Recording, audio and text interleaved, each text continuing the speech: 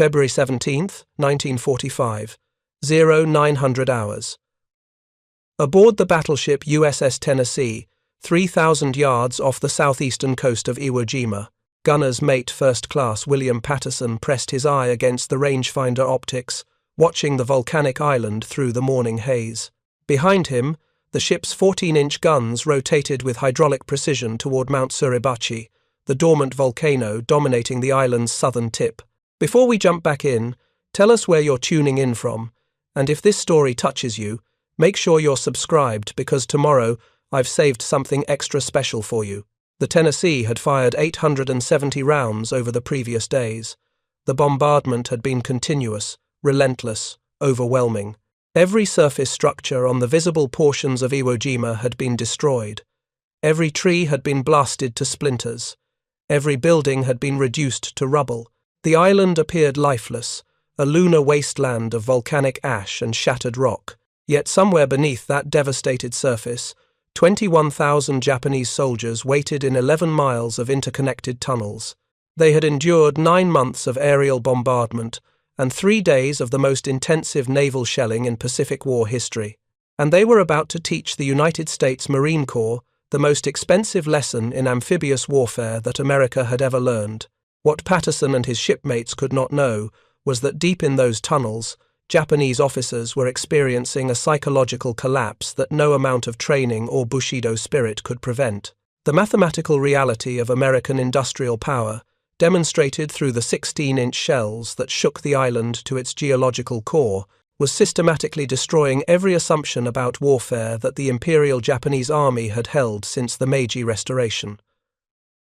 The gods, as one young lieutenant would later write in his final letter home, had not just abandoned Japan. They had fled in terror from what America had brought to this sulphurous rock. If you're enjoying this deep dive into the story, hit the subscribe button and let us know in the comments from where in the world you are watching from today. The strategic importance of Iwo Jima was undeniable to both sides. The island sat precisely 760 miles south of Tokyo, positioned directly along the flight path from the Mariana Islands bases to the Japanese home islands. For Japan, Iwo Jima served as an early warning station and fighter intercept base. Japanese radar on the island could detect American B-29 Superfortress bombers hours before they reached Tokyo, allowing air raid sirens to sound and fighters to scramble. For the United States, capturing Iwo Jima would eliminate this warning system while providing an emergency landing strip for damaged bombers returning from strikes against Japan. The island would also serve as a base for P-51 Mustang fighters to escort the B-29 seconds all the way to their targets and back. The strategic calculus was simple and brutal. Iwo Jima had to be taken. Lieutenant General Tadamichi Kuribayashi had arrived on Iwo Jima in June of 1944 with orders from Prime Minister Hideki Tojo himself. The assignment was both an honor and a death sentence. Tojo had told him directly that the eyes of the entire nation were focused on the defense of Iwo Jima. Japan could not win the battle. Everyone understood this. But Kuribayashi could make the Americans pay such a terrible price that their will to invade the Japanese home islands might break. Kuribayashi was one of the few Japanese generals who truly understood what he faced. Like Admiral Isoroku Yamamoto before him, Kuribayashi had spent significant time in the United States. He had trained at Fort Bliss, Texas, in the 1920s. He had traveled extensively across America, observing its vast industrial capacity, its continental agriculture, its seemingly limitless resources. He had written to his wife during that time, "The United States is the last country in the world Japan should fight. Its industrial potential is huge and fabulous, and the people are energetic and versatile. One must never underestimate the American fighting ability." Now, 20 years later, Kuribayashi stood on Iwo Jima, tasked with delaying the inevitable. His strategy represented a complete break with traditional Japanese military doctrine. Previous Pacific Island defenses had concentrated forces at the beaches, attempting to destroy American landing craft in the water and slaughter Marines on the sand.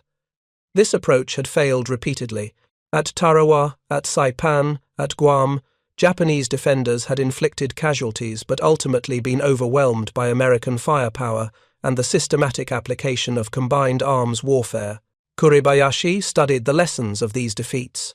He paid particular attention to the Battle of Peleliu, where Colonel Kunio Nakagawa had pioneered defense-in-depth tactics that made the American 1st Marine Division pay dearly for every yard of coral rock.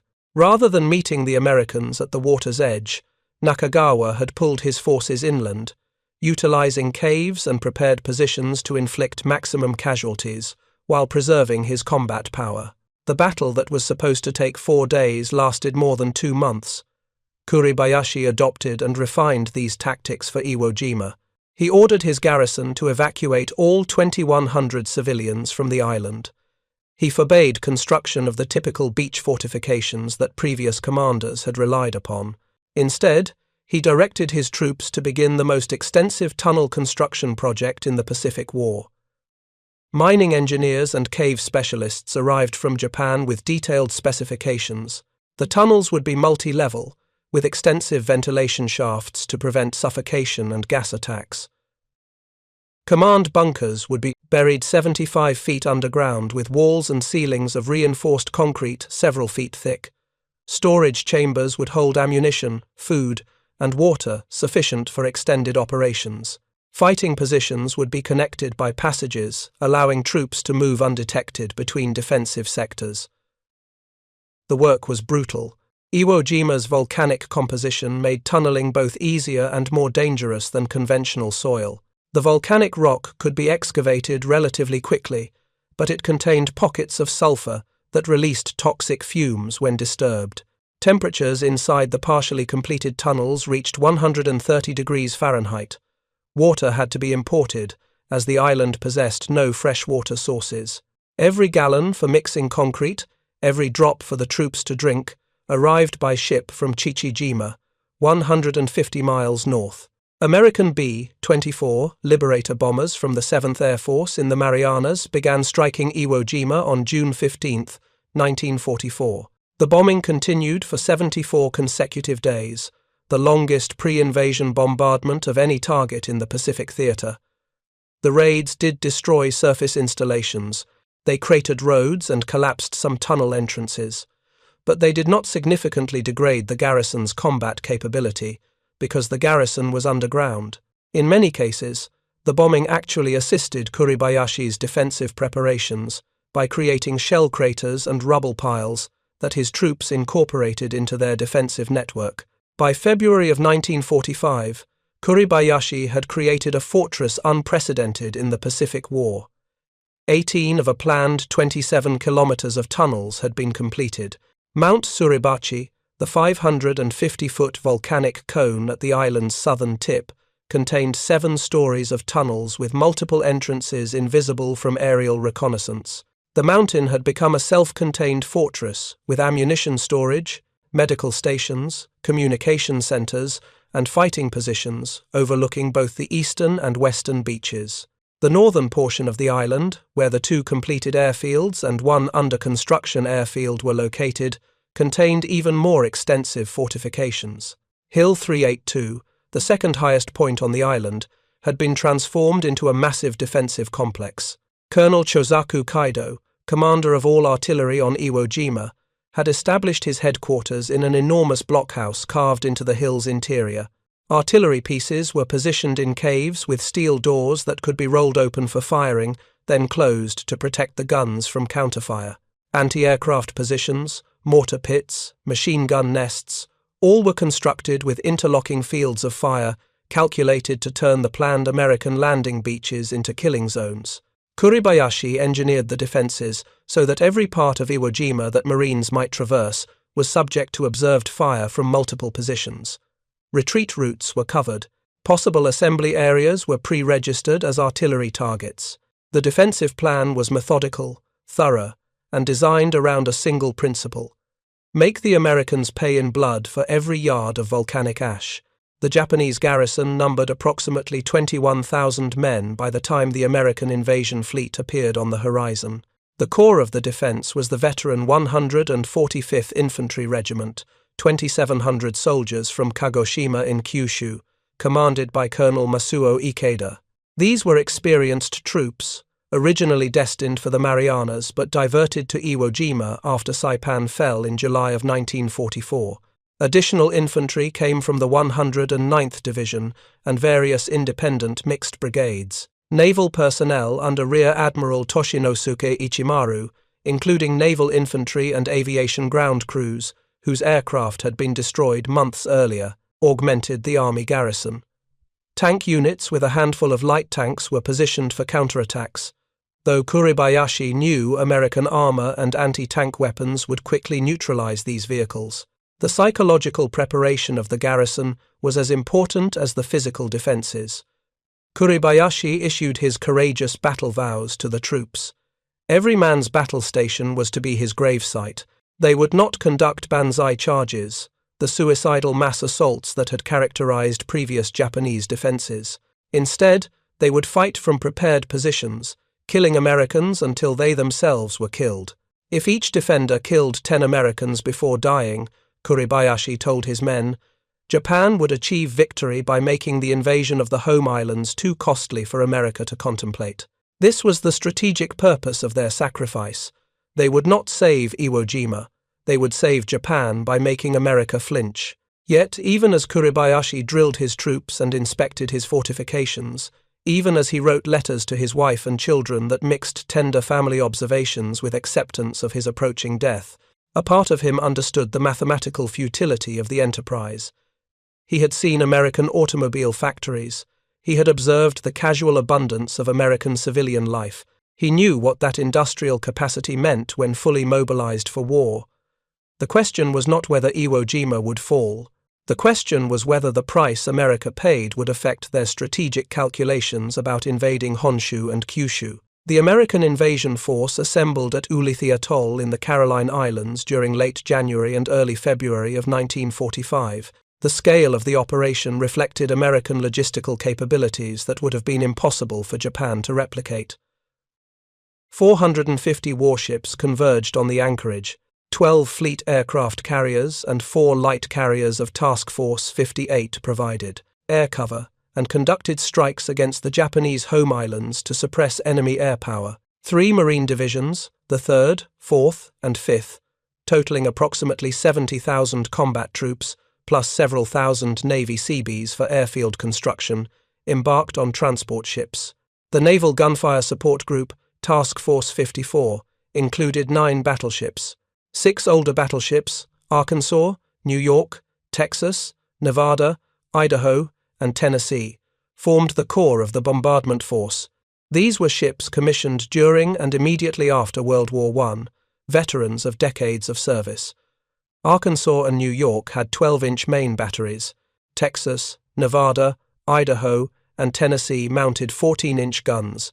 3 more modern battleships, North Carolina, Washington, and West Virginia, arrived on D-Day itself with 16-inch guns, the most powerful naval artillery in the American arsenal. Heavy and light cruisers added 8-inch and 6-inch guns to the bombardment. Dozens of destroyers provided 5-inch gun support and screened the larger ships. The plan called for 3 days of preliminary bombardment beginning February 16th. Major General Harry Schmidt, commanding the 5th Amphibious Corps, had requested 10 days of naval gunfire support based on the known strength of Japanese defenses. His request was denied. Admiral Raymond Spruance, overall commander of the operation, believed that months of aerial bombing had already degraded Japanese capabilities. He also faced time constraints. The invasion of Okinawa was scheduled for April 1st.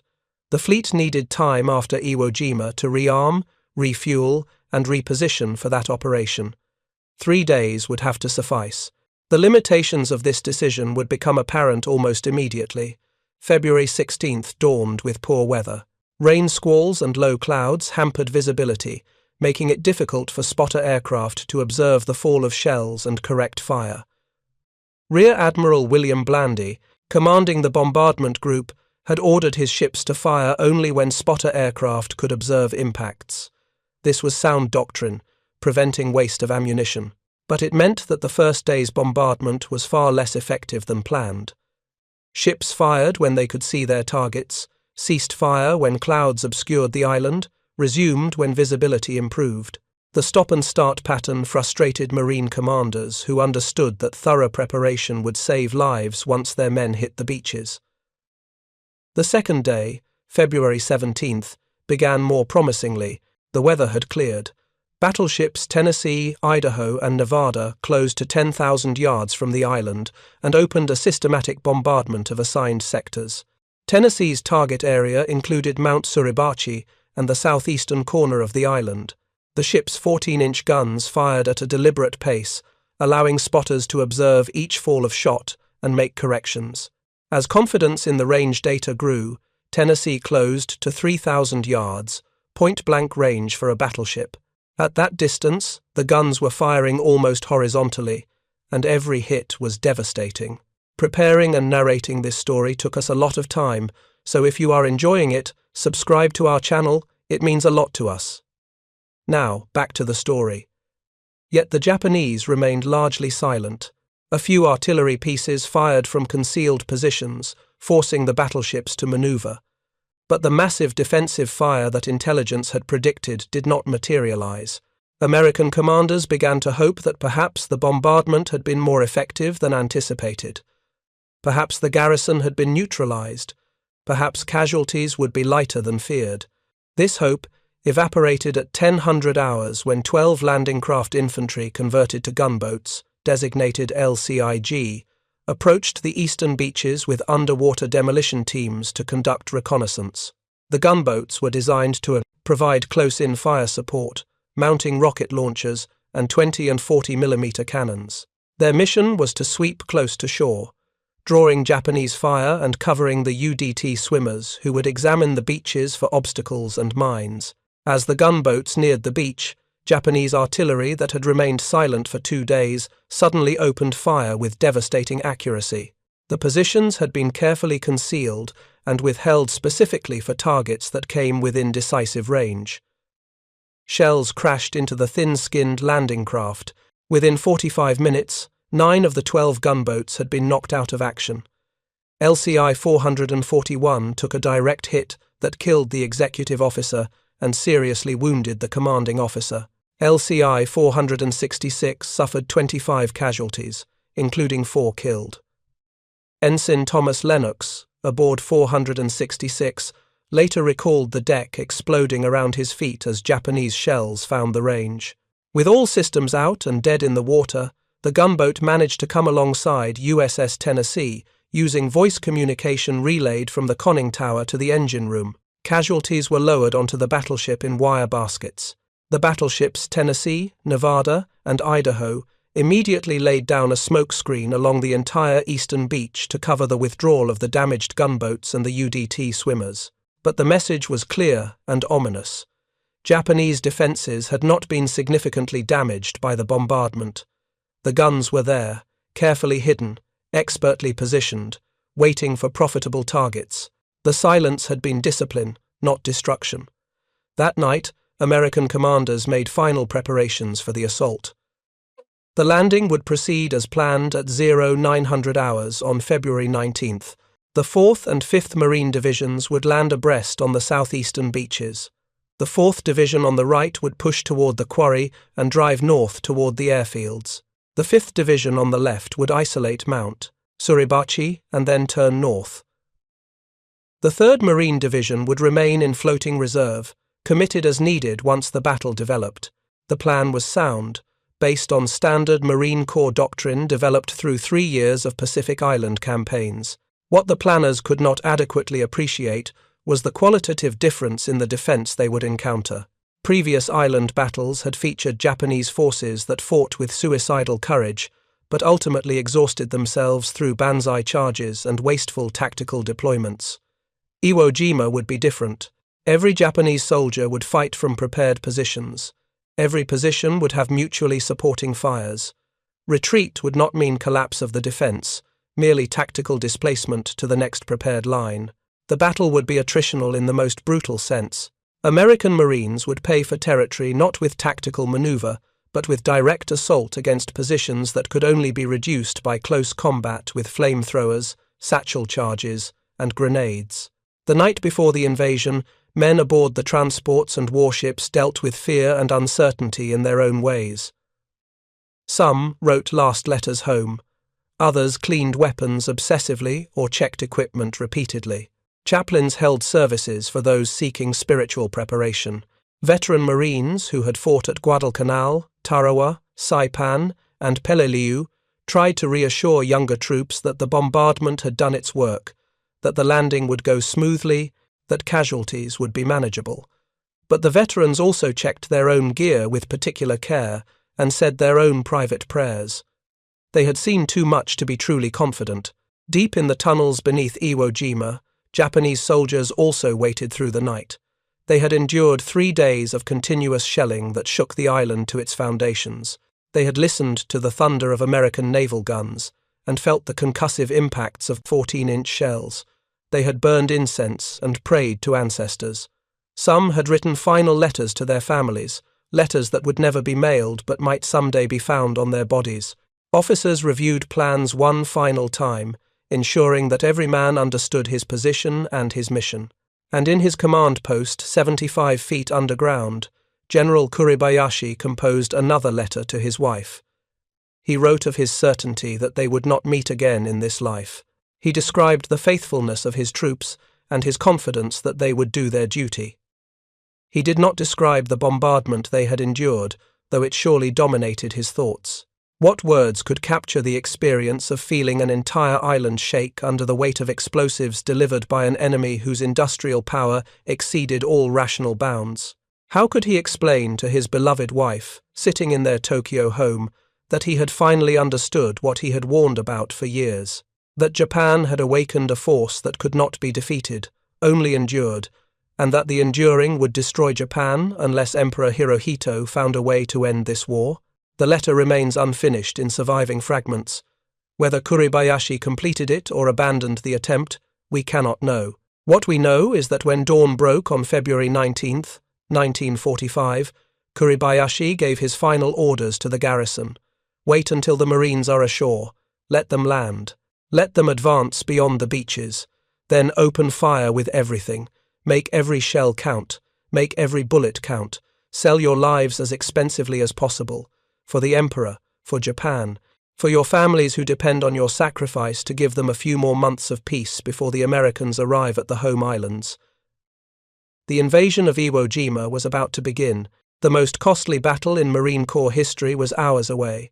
And in those final hours of relative peace, both sides prepared themselves to inflict and endure suffering on a scale that would traumatize survivors for the rest of their lives. February 19, 1945. 0800 hours. The pre-landing bombardment reached its crescendo. Every ship in Task Force 54 opened fire simultaneously. 9 battleships, 14 cruisers, and dozens of destroyers pounded Iwo Jima with a concentration of firepower unprecedented in amphibious warfare. The noise was beyond anything most sailors had experienced. The concussion from the big guns created physical shock waves that rattled equipment and pressed against eardrums even through hearing protection. The island disappeared behind walls of smoke and fire. Spotters in aircraft circling overhead reported that visibility was reduced to near zero from the dust and smoke. The barrage continued for 90 minutes without pause. At 0830, the first wave of Marines crossed the line of departure and began their run to the beach.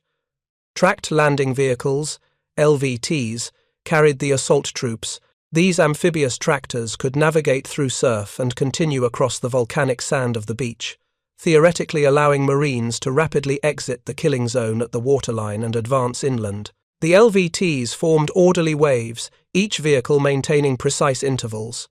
The Marines inside sat on benches along the sides of the cargo compartment, facing inward, laden with combat equipment. Each rifleman carried a weapon, ammunition, grenades, water, rations, and additional equipment depending on his specialty. Machine gun teams carried weapons broken down among several men. Mortar crews distributed tubes, base plates, and ammunition. Flamethrower operators carried 70 pounds of fuel and equipment on their backs. The surf was rough, and the LVTs pitched in the waves.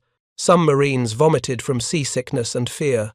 Others sat in grim silence, processing their own thoughts. The noise of the naval gunfire decreased as the ships ceased fire to allow the first wave to approach the beach. Navy and Marine Corps aircraft swept overhead, strafing and rocketing suspected Japanese positions inland of the beaches. At 08:59, 1 minute ahead of schedule, the first wave touched down on the beaches. Marines dismounted from the LVTs and began moving up the beach, and immediately they encountered an obstacle no intelligence had predicted and no planning had anticipated. The volcanic sand was not packed firm like the sand on normal beaches. It was loose volcanic ash, fine as talcum powder in some places, coarse black grit in others. Men sank to their ankles with every step. Equipment bogged down. The LVTs struggled to gain traction, their tracks churning uselessly in the unstable surface. Within minutes, vehicles were stuck or moving at a crawl. But the Japanese remained silent. No defensive fire met the first wave. Marines began to hope that perhaps the bombardment truly had destroyed the defenses. More waves landed. The beach became congested with men and vehicles. LVTs attempting to exit after discharging their troops collided with incoming waves. Disabled vehicles blocked others. Men struggled through the ash, seeking cover behind any feature of terrain they could find. Engineers began attempting to clear paths through the ash for vehicles to traverse. And 15 yards inland from the water's edge, they encountered the second obstacle. A terrace of volcanic ash, 15 feet high, almost vertical, that vehicles could not climb and men could only ascend with great difficulty. The Marines were trapped on the beach, exactly as Kuribayashi had planned. At 1000 hours, the Japanese opened fire. Artillery, mortars, and machine guns positioned in the high ground overlooking the beaches began a systematic destruction of the American assault force.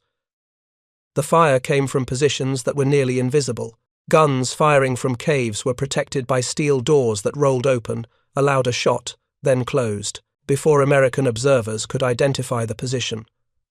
Mortar pits were dug into reverse slopes, making them impossible to see from offshore or from the beach.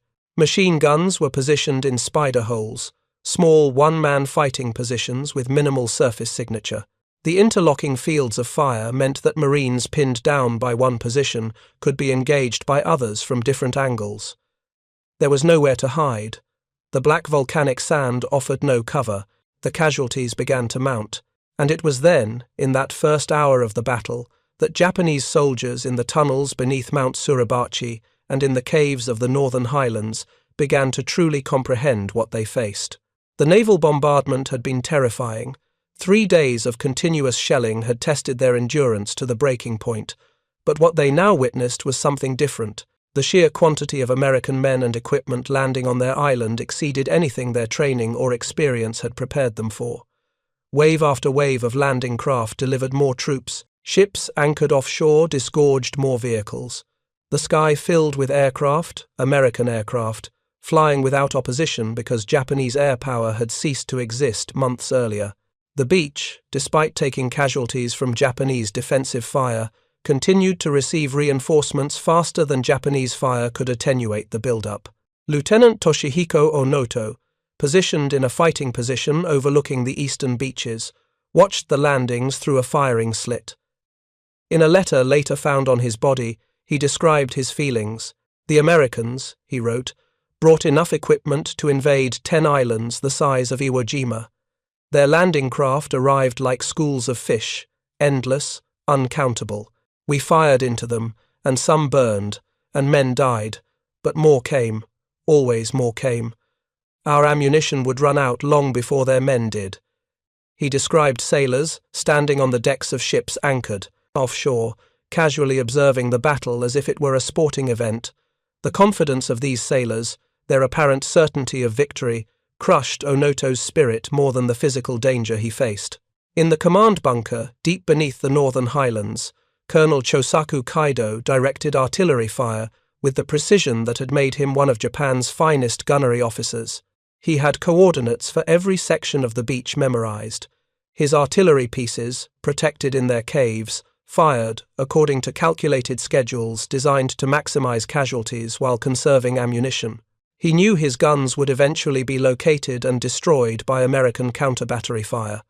The question was how much damage he could inflict before that happened. But even as Kaido directed his batteries with professional competence, a part of his mind wrestled with cognitive dissonance. The ammunition expenditure he had carefully rationed, hoarding shells for maximum effect over what he hoped would be weeks of battle, represented perhaps 1 hour of American artillery fire based on intelligence reports from previous campaigns. The Japanese had brought to Iwo Jima approximately 60% of the ammunition normally considered sufficient for a single divisional engagement. This shortage was not incompetence but industrial reality. Japan's factories, battered by American strategic bombing, could not produce enough ammunition to adequately supply all fronts.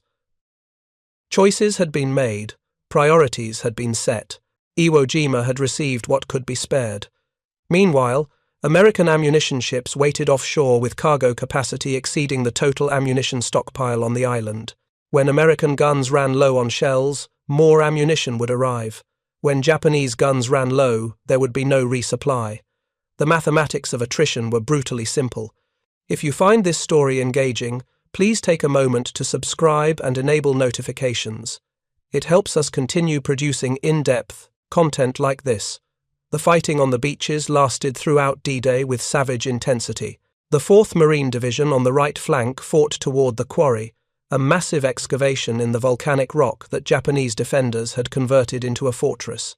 The 23rd Marines advanced yard by bloody yard, using flamethrowers to burn out positions and demolitions to seal caves.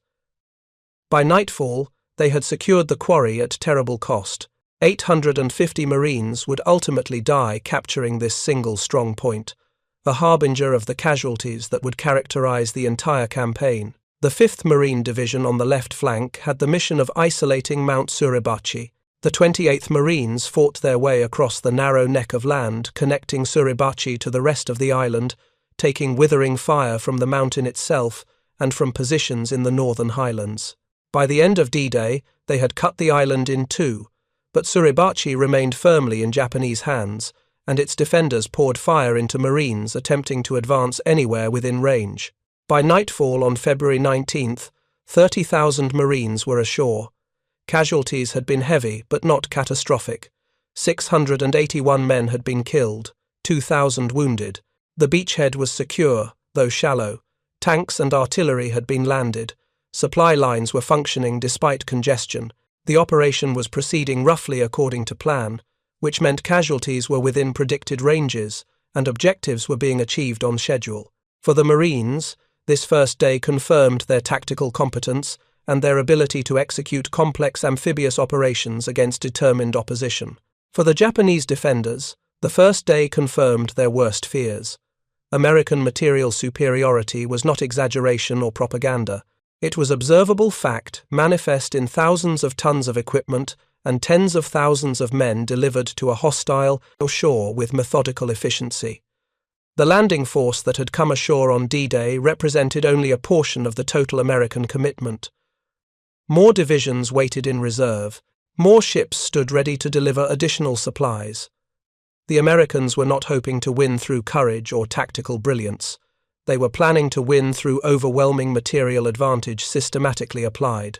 The night of February 19th to 20th passed tensely. Marine doctrine called for aggressive patrolling and maintenance of strong defensive perimeters. Japanese doctrine traditionally emphasized night infiltration and counterattacks, but Kuribayashi had forbidden such operations. His orders were explicit: no banzai charges, no night infiltration. Husband strength, preserve combat power, make the Americans come to you. Every Japanese soldier killed in a futile attack was a soldier who could not kill Americans tomorrow from a prepared position. The war of attrition must be fought with cold calculation, not hot blood. The Americans soon discovered this change in Japanese tactics. Patrols probing forward of the perimeter encountered mines and booby traps but few enemy soldiers. Listening posts detected movement in the darkness, but no massed formations preparing to attack. It was unsettling.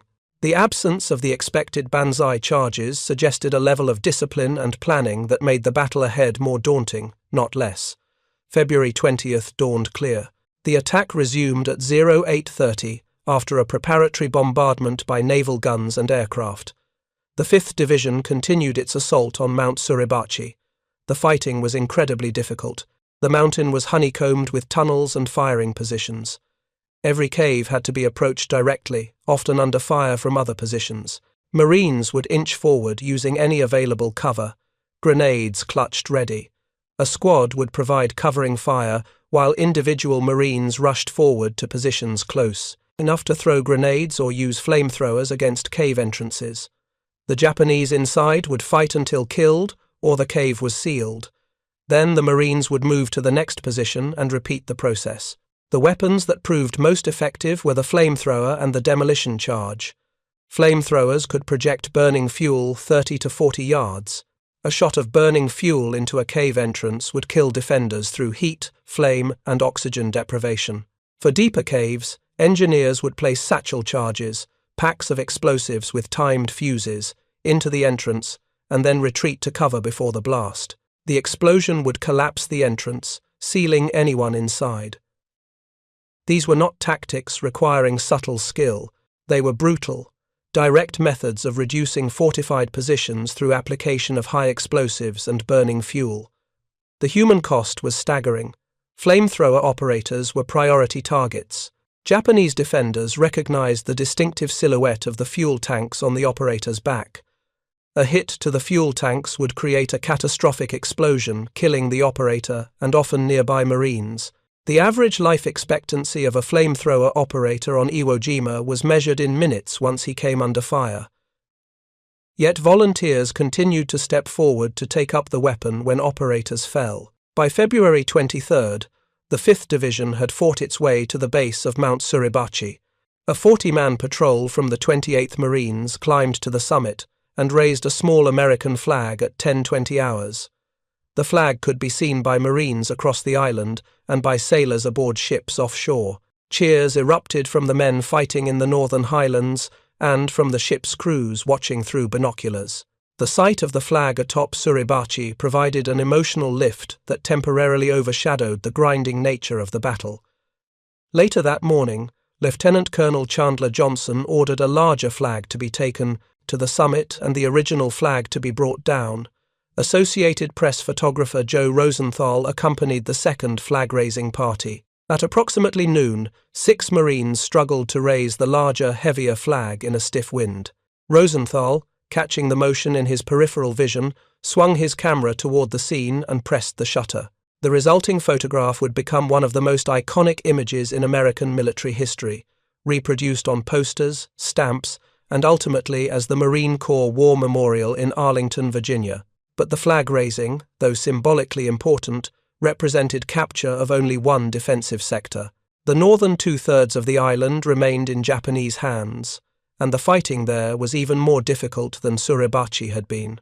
The 4th and 5th Divisions, now joined by the 3rd Division, committed from reserve, ground forward against defences that had been prepared for months and were defended with suicidal determination. In the northern highlands, Japanese defenders experienced the full weight of American firepower in ways that systematically destroyed their psychological resilience. The naval gunfire never stopped. Whenever Marines encountered resistance they could not immediately overcome, forward observers called in naval gunfire.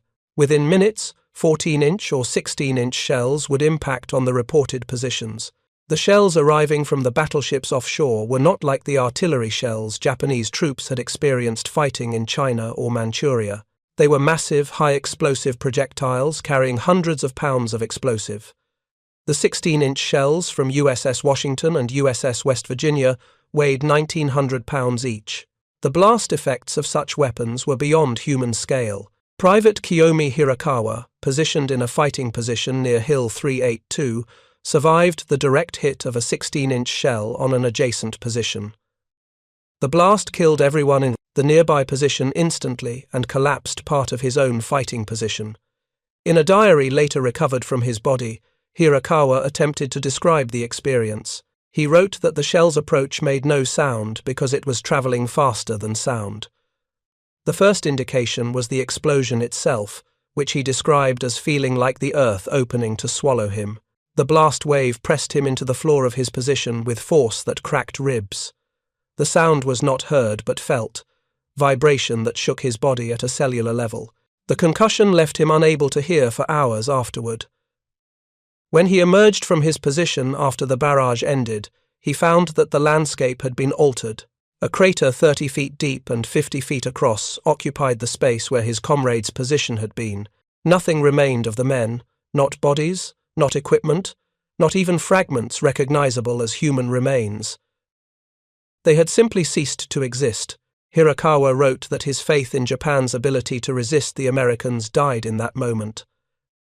How could human courage matter against weapons that erased men from existence? How could the warrior's spirit, Yamato Damashi, that his officers constantly invoked, protect against explosives delivered from ships safely beyond the range of Japanese guns? He was required to die for the emperor, and he would fulfill that requirement because he had no choice. But he now understood that his death would accomplish nothing. Japan would lose this war. Japan had already lost this war. The Americans had brought to Iwo Jima a level of material power that rendered Japanese resistance meaningless, except as a temporary delay of the inevitable. This psychological collapse was not unique to Hirakawa. It was occurring throughout the Japanese garrison as the scale of American firepower became undeniable. Officers who had spent careers believing in the primacy of spirit over material, who had drilled their men to believe that Japanese willpower could overcome American industrial capacity, now witnessed the falsity of those beliefs demonstrated with scientific precision. The Americans did not fight with spirit. They fought with steel and high explosive. When they encountered resistance, they did not call on their soldiers to fight harder.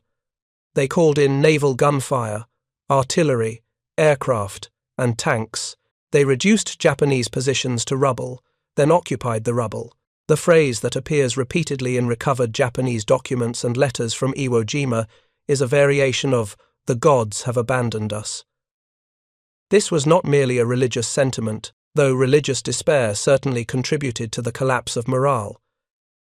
It was an acknowledgement that the fundamental assumptions underlying Japanese military doctrine had been proven false. Japanese soldiers had been taught that Americans were soft, that they lacked fighting spirit, that they would break under the pressure of determined Japanese resistance. These teachings were demonstrably untrue. American Marines displayed courage equal to any Japanese soldier. More critically, American Marines did not need to rely primarily on courage because they possessed material advantages that made many forms of Japanese resistance futile. The defensive strong points in the Northern Highlands, designated by Americans as the Meat Grinder, Turkey Knob, the Amphitheater, and Cushman's Pocket, became killing grounds where Japanese and American soldiers died in numbers that horrified even combat veterans.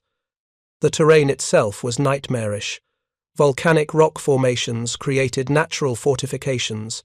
Japanese engineers had enhanced these with tunnels, fighting positions, and obstacles. The positions were mutually supporting, meaning Marines attacking one position came under fire from others. Progress was measured in yards per day. Casualty ratios approached 1-to-1, unprecedented in Pacific Island campaigns where American losses had historically been significantly lower than Japanese losses. On February 27th, the 3 Marine divisions launched a coordinated assault designed to break through the center of the Japanese line. The attack was preceded by massive bombardment from naval guns, artillery, aircraft, and tanks. When the Marines advanced, they faced fire from positions that should have been destroyed but were not. Japanese defenders emerging from deep tunnels manned weapons that had been protected underground during the bombardment. The fighting was savage. Marines and Japanese soldiers fought at ranges measured in yards, sometimes feet. Grenades were thrown and thrown back. Individual fighting positions changed hands multiple times. By the end of the day, the Marines had broken through and overrun the heights adjacent to the unfinished 3rd Airfield. But casualties had been horrific. Entire platoons had been reduced to squad strength. Companies were led by lieutenants because captains had been killed or wounded. Up next, you've got 2 more standout stories right on your screen. If this one hit the mark, you won't want to pass these up. Just click and check them out. And don't forget to subscribe and turn on the notification bell, so you don't miss any upload from us.